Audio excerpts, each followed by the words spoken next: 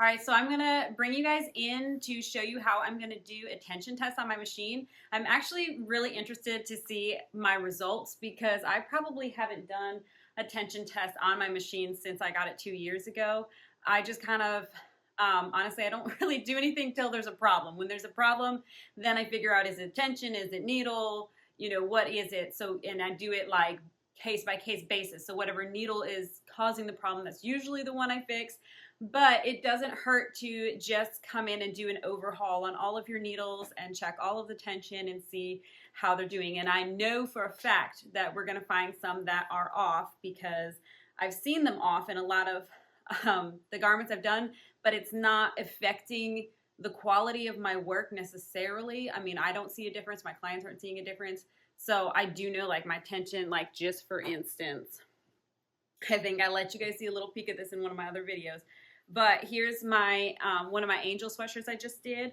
For instance, obviously there's, and this is a smaller, skinnier font, so sometimes you're not going to see that 1/3 white that you want to see. But like, y'all, there's no white. there's no white. But it didn't cause any problems with the stitching, and the stitching on the front looks perfectly fine. And so just for the sake of, I'm extremely busy, I just don't have time to stop and do this all the time. So it's good to make time to do this once in a while and check all of the tension on my machine. I'm going to be using that famous H test that you'll see in some of, if you're in any of the embroidery groups in the buy family. And then I think there's the buy users, something like that. I'll try to link them in my description below. But if you're in any of those, you've seen different users doing their tension test with this H test. And there are free files in those groups for that. And I'll try to put a link to that or try to put the file in. I'm not really sure how to do that, but if I can figure it out, I will for y'all.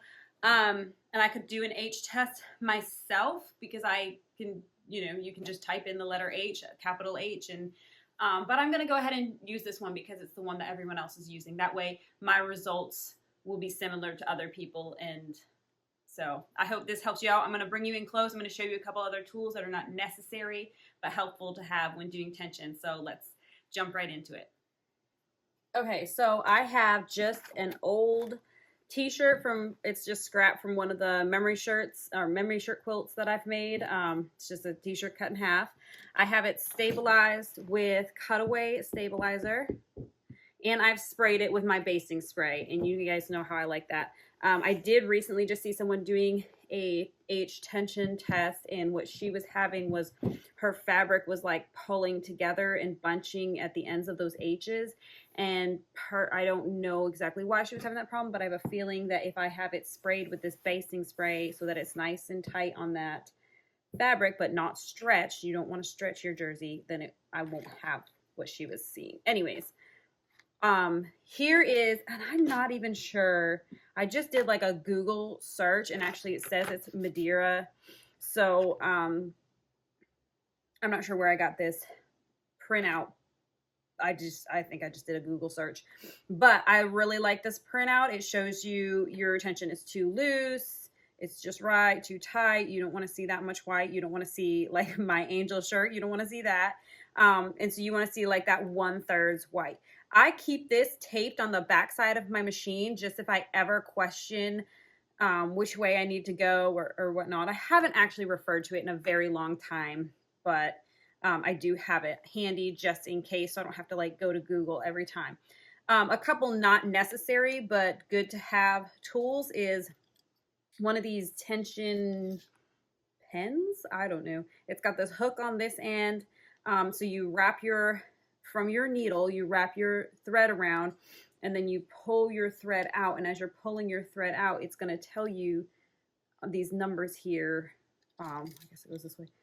What your tension is gonna be. And then this printout, it does tell you what you're looking to see. So I might go ahead and pull all of my strings before I do the H test to see where this is telling me they are, and go by that. But if you don't have one of these, and the pen is not that expensive, this one, I'll talk about this one in a minute, is a little bit more expensive, and that's the cheaper one. this is not that expensive. So I think it's a good investment, but you can do the tension test without this. You would just stitch it out, look at the backside, and then do your adjustments based on what you're seeing on the backside, which I will still do. I'm just going to use this first to try to hopefully get myself in the right range and then do the tension test.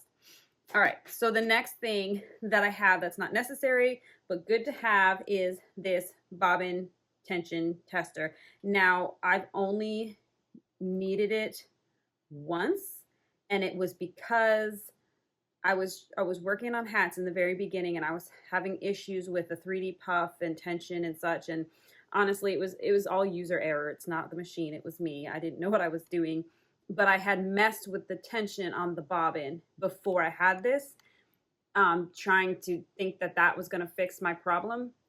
But then in order to get my bobbin back to where I needed it to be, I went ahead and purchased this because I was just really struggling to get the bobbin tension back where I needed it to be. So I went ahead and got this. I used it then. I think I've used it maybe one other time just to check my tension. But this one I don't actually use a ton. So is it 100% necessary? No. And they have a digital one that's a lot more expensive. I can't remember how much this one costs, but I think it was around the $45, $50 range. So again, not necessary to have for tension, but helpful. And I'll try to find a diagram to put in the description below for you all. If I don't, just do a Google search. I'm sure you can find something similar to this that will just be handy to have. All right, so let's go to the machine and do this tension test. All right, so what I said I was going to do is use this pen thing and do a tension test. Let me refer to my chart because I believe this tells me what it needs to be on. This is saying Tajima top tension gauge. That's what it's called.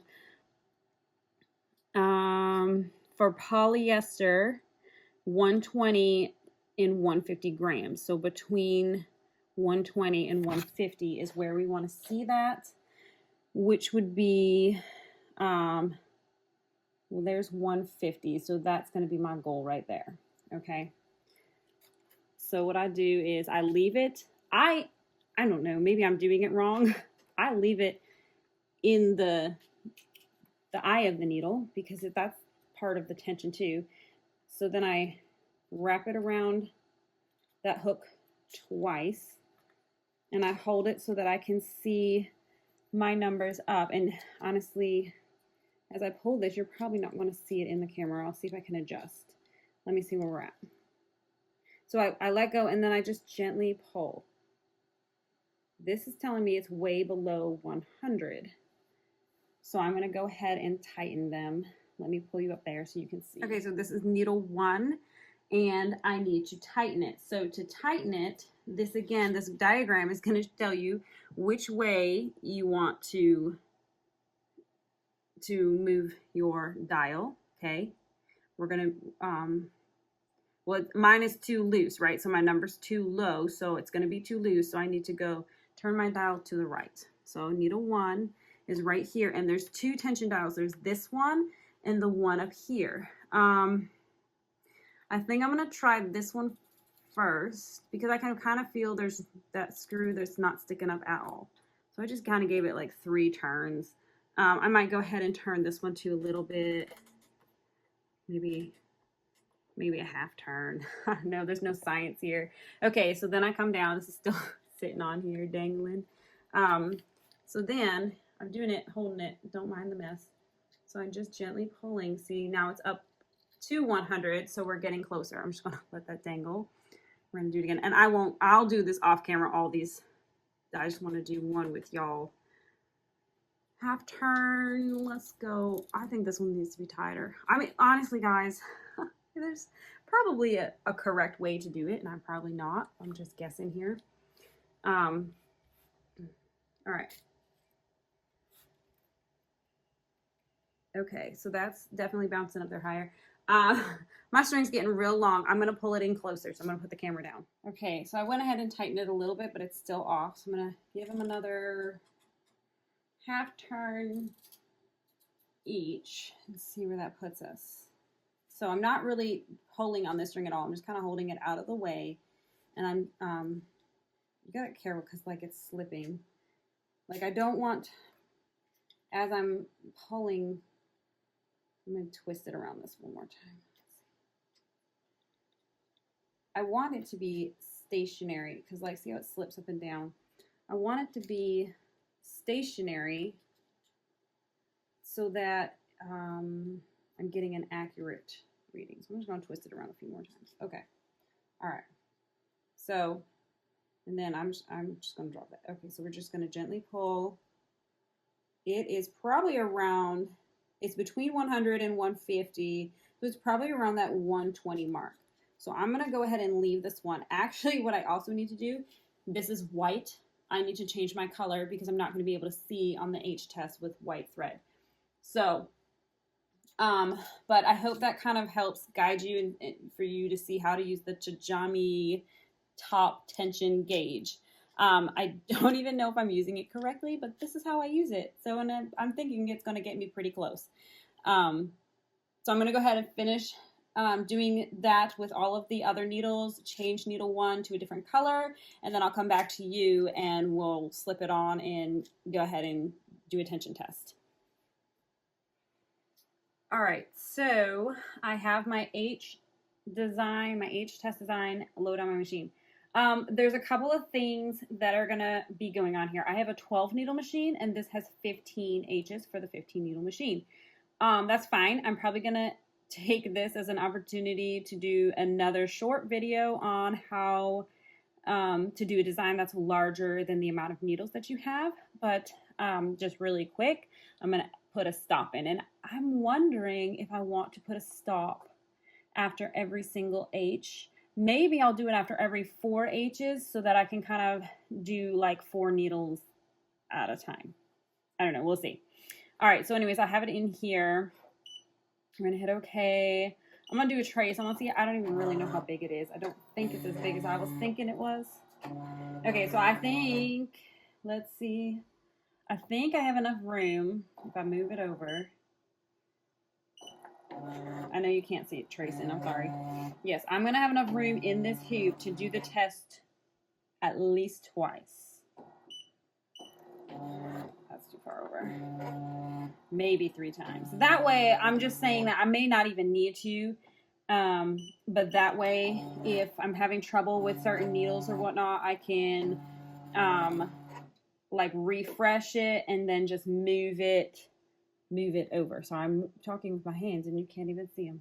All right, so I have it where I want it. Okay, so I'm going to pull you in to do the colors because this is a beginner video. I know I've gone over it in some of my other ones, but for y'all that are just starting out. Okay, now my screen may look a little bit different than your newer screens, but I'm sure that they're going to be similar. You're going to go to your thread colors. Now, what I always say is do not worry about what colors you see here versus what colors you have on your machine. If you want to make them all the same, you can by coming over here to this 3 color part, and then so like I'm selecting 1. I think there's green on my number 1, so then I would hit green. And then I would hit number 2, and I have red on my number 2, so then I would find red. Okay, and then like I would go to number 3, and that's like a gold, so kind of close enough. Okay, and then number 4, oops, number 4 is like a pink. It's brighter pink than that. But anyway, so if you wanted to change your colors here to match what was on your machine, that is how you would do it. I normally don't even explain that because to me it's pointless because I'm changing colors so often. I'm not going to do that every single time I change a color.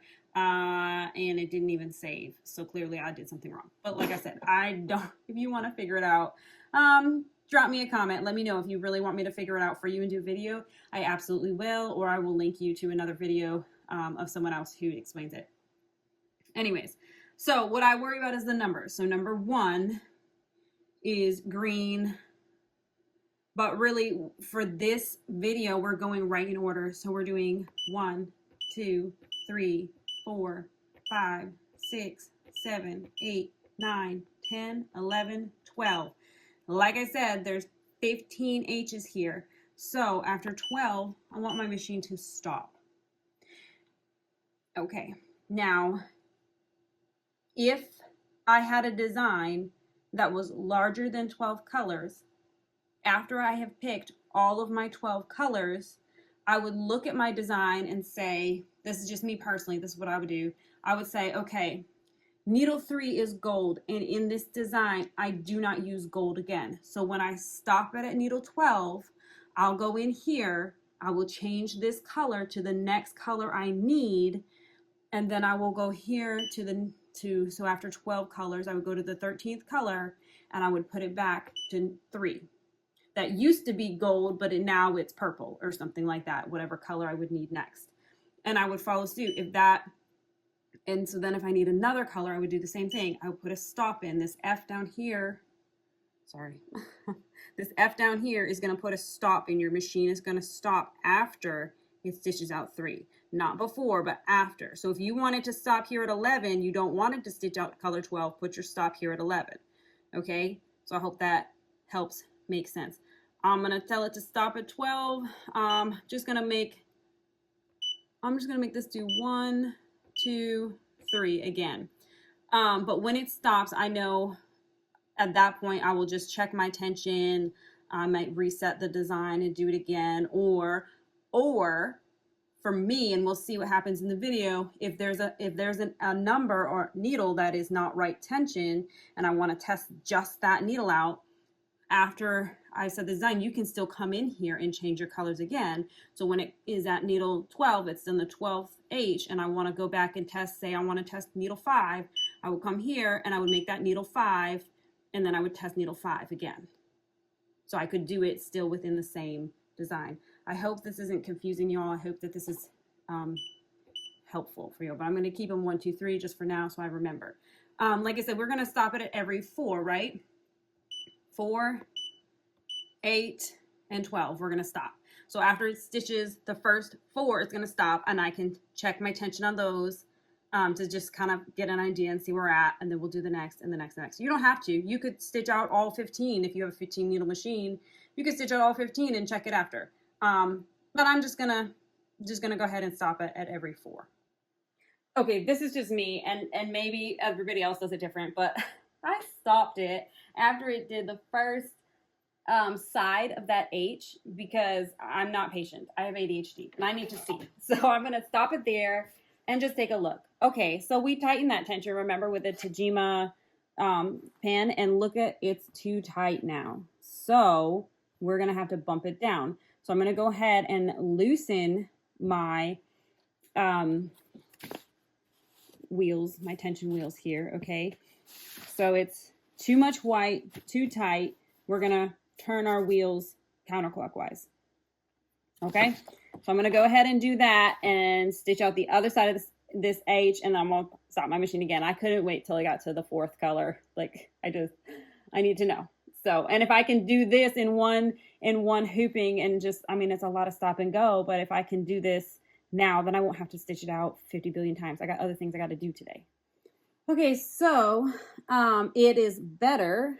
Over here, you see there was like hardly any white on that side, and that's dangerous because then you're going to start seeing white on the other side of your garment. There's a little bit more green. I obviously did not do it enough, but needle 1 has already been stitched out.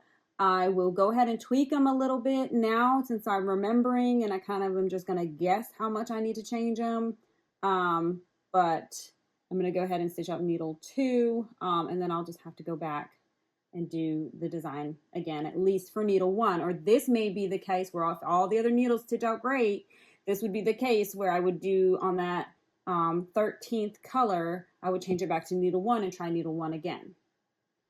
All right, I know I said that I hardly ever use this, but, and I'm not sure even where I'm going to place this in the video, so you may be seeing this and be like, what is she talking about? I was telling, I hardly ever use this, but I'm getting inaccurate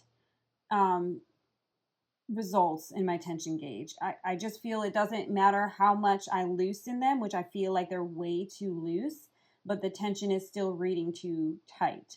So it made me think to check my bobbin, and it is reading too tight. So you're going to install your bobbin basically the same way that it's on the machine.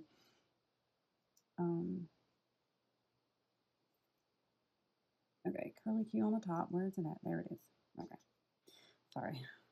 Okay, so same way you do it on your machine.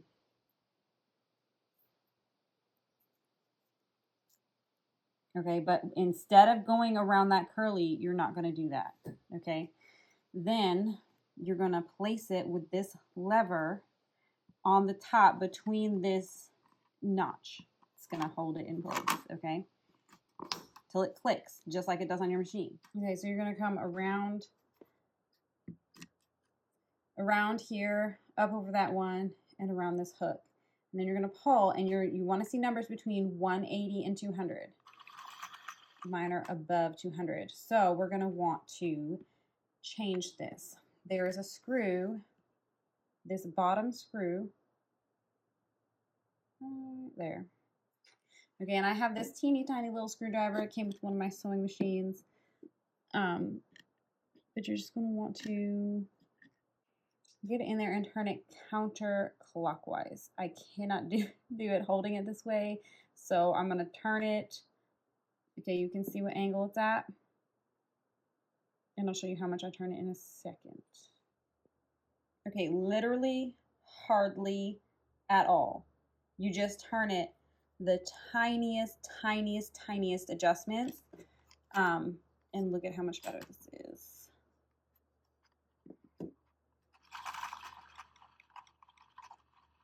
It's right about at 150, which actually might be too loose, so maybe I went too far. I heard it said that the one I saw doing it, she pulls it 3 times and kind of takes her average. I think it's around 150, so I actually may need to just tighten it. So, I mean, the adjustments are just like millimeters of millimeters. They're just hardly any.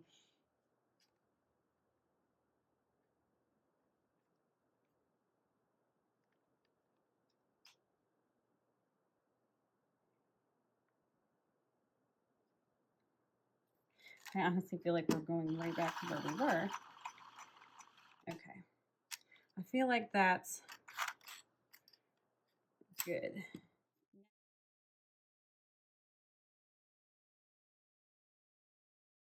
All right. Okay, so I pulled it off of my machine, and I'll put a picture in of like a more close up. I've also numbered them on the back so you can see which needle they were: 1 through 4, 5 through 8, 9 through 10.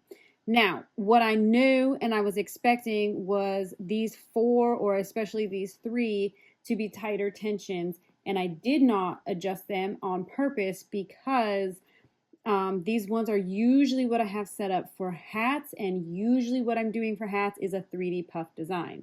With 3D puff, you definitely want a higher tension. So I'm actually going to not even worry about those. I'm just going to leave those the way they are. The ones that I think are acceptable, they all are telling me that they're tight. Okay, they all look tight according to that diagram. But ones that I would consider acceptable would be 8, 7, 3, 5 is okay. It might be a little bit tighter. Ones I probably want to focus on would be 1, 4, probably that 5. So let's go ahead and set up 1, 4, and 5 down here on those last 3 colors. Like I said, that I have those 3 that I've had it so it stops. So now I'm going to go in, and even without changing the design, without moving or resetting the design, we can still change colors. Let me show you how I do that. Okay, so if you have ever come across a situation where you're doing a design, and let's say you picked the wrong color and it started stitching out the wrong color, but thankfully you caught it, you were able to stop your machine. You don't have to reset the whole thing. You can still go in at this point and start again. The button you definitely never want to push, and I've accidentally done it once and it was horrible, was the start set that trace button. If you hit that trace button, it's game over. It's going to reset your design. It's going to be all off kilter, all off axis. It's going to be horrible. Don't do that. But what you can still do at this point is go to these 3 spools over here.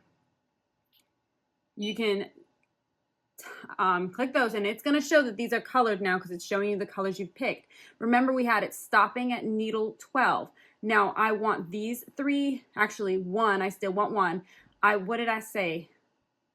Let me look again, sorry. So we're going to focus on 1, 4, and 5. So I want this one here to be 4 and this one here to be 5. And then you just hit OK. Is the subject color change order cleared? And then you hit OK. All right, see, my design hasn't changed. I still haven't stitched these out. These ones still have already been stitched. My machine didn't move. My needles didn't move. Everything's fine. I was able to change the colors and go ahead and stitch this out. Okay, we're going to go ahead and start it.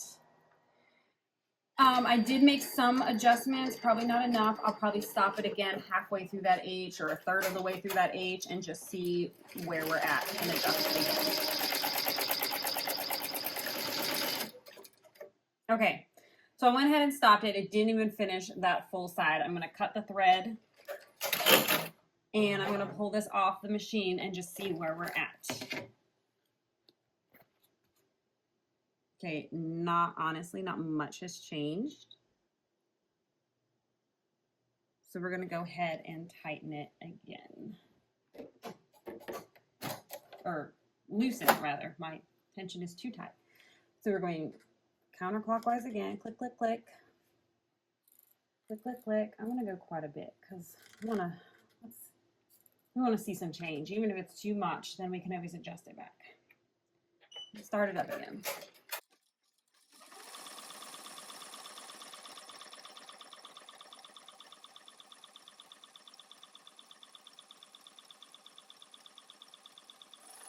Okay. Again, it didn't even finish stitching that out. But I feel like if I stop it up more often, I won't have to sit here forever doing all this. Okay, that is looking more acceptable to me.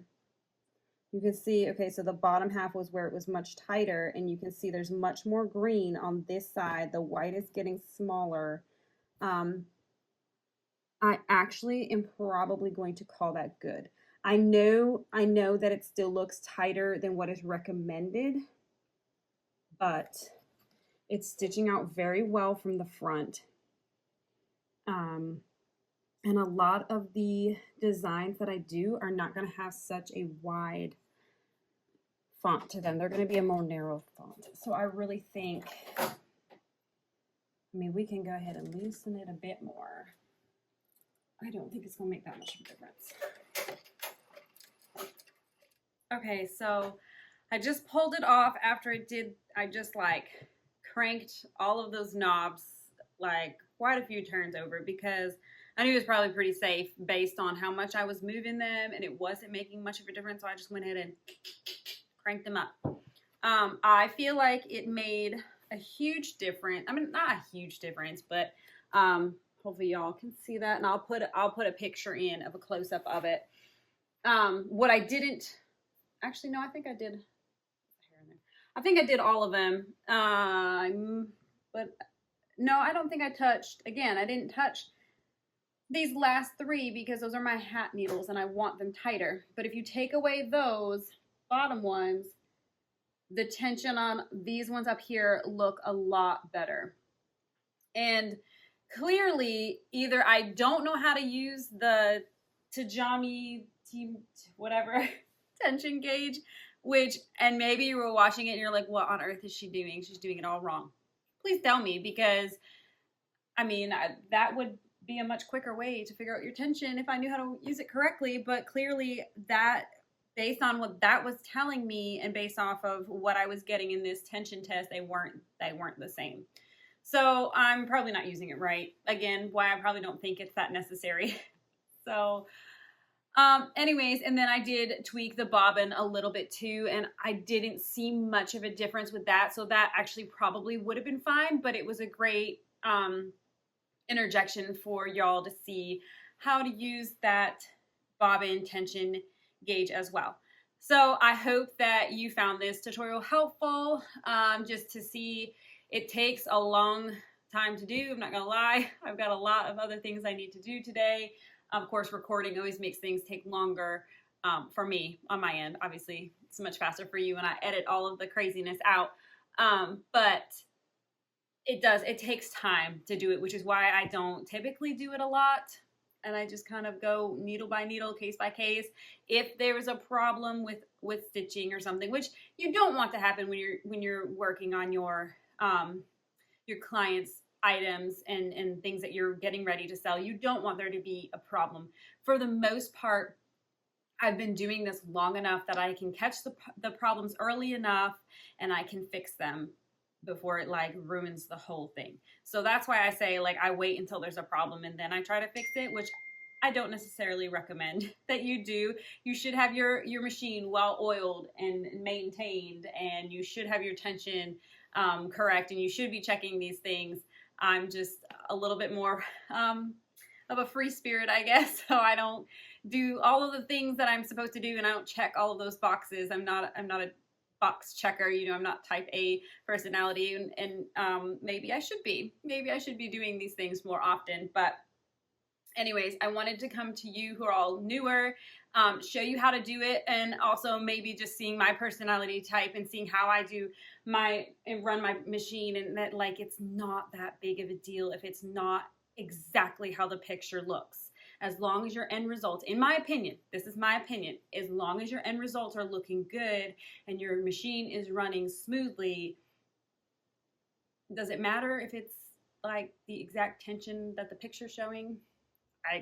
Personally, I don't think so. But I feel like we did a good job today. I feel like I got these tensions much better than they were, and you know what, I'm excited to see in the next couple weeks if having all of my tensions set where they're supposed to be or close to it, if that is going to make, if I'm going to see a noticeable difference in my embroidery. And if you're watching future videos and I mention it, you know, maybe if I do notice a big difference, I will be sure to mention it. So thank you again for watching. Feel free to like and subscribe, and watch the rest of the videos that I have planned for this series for beginners starting out with your machine.